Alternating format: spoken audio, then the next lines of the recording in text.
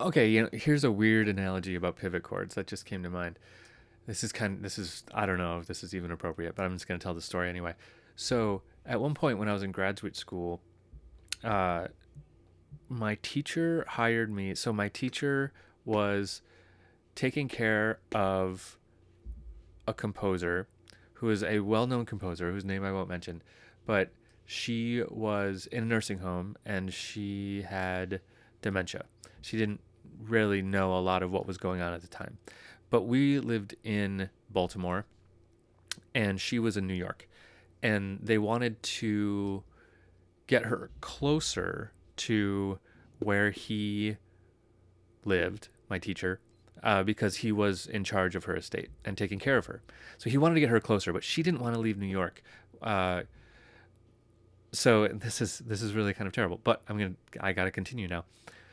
So what he did, because she was not very knowledgeable about what was happening around her, what he did is he hired me and a friend of mine, to get a moving van, go to New York, and while the nurse took her out somehow, the nurse took her out of her um, room in the nursing home for a night, and we loaded up all her stuff, and we drove it back down to Baltimore, and we went to a new nursing home in Baltimore, and we set it all up. And then the nurse eventually drove her down to Baltimore and just said, "Okay, now you're home." And she didn't really even know that she wasn't in New York anymore. She was in Baltimore. That's kind of how pivot chords work. Weird analogy. I don't know if you stuck with me through that, but basically, we're we're starting off a drive, and then we're gonna get home, and the home that we get to is gonna be somewhere totally different, and we're not even gonna know it. Um, that's how it works. It's really weird, but that's how it works. Okay, so um, a couple rules about pivot chords. Um, we've talked about this, but uh, here in this case, we used the 6-2 progression. So 6 in one key, 2 in the other key. I shouldn't say progression, but the 6-2 pivot, which is usually a really good one because they're both predominant chords, right? They both can function as predominant chords, so it can lead you to do something in a 5, after it, a dominant area, and then you can kind of cadence in the 1, which is exactly what we did here, right?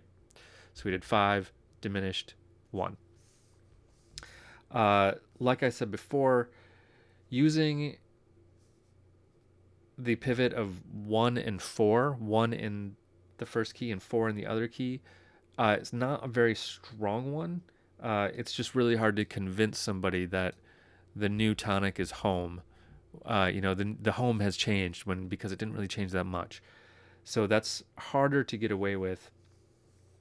Another one that's hard is 3 and 6. So 3 in the key of D, 3 would be F sharp minor, and in the key of A, 6 would be F sharp minor. So the 3 and the 6, that's hard just because 3 just isn't a real strong tendency chord. It doesn't really feel like it needs to go anywhere. So it's hard to use that by itself as a pivot chord. And also 5 and 1. So 5 in our first key, so that would be A, and 1 in our second key would be A, both major. So that could be a pivot, but that just tends to sound like 5 and 1 in the old key. It doesn't really pull you into the new key very strongly. So that one's tricky too. Now, all of these relate to just the pivot chords related to going from a tonic, or going from one key to the dominant of that key. So a modulation from D to A, right? Now we can go through modulation from one key to any other key, and we will go through a good handful of them in the next couple of videos, but because they each have their own, what's good and what's bad.